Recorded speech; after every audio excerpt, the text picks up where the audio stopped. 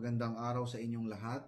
Ako ay muling humaharap sa inyo hindi para umatras kundi para manindigan. Hindi ako magpapahuli ni numan. At sa ngayon, hindi muna ako uuwi ng Pilipinas dahil malinaw ang panganib.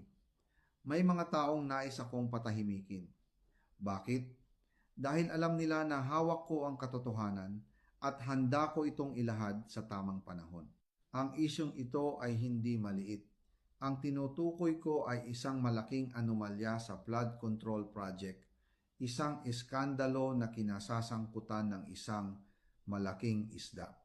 Kapag ang taong ito ay napanagot, mabubunyag ang tunay na lawak ng paglustay sa kaban ng bayan. Tama ang payo na mag-ingat muna. Hindi ito pag-atras, ito ay paghahanda. Darating ang araw ng pagbubunyag at sa araw na iyon, sisigurado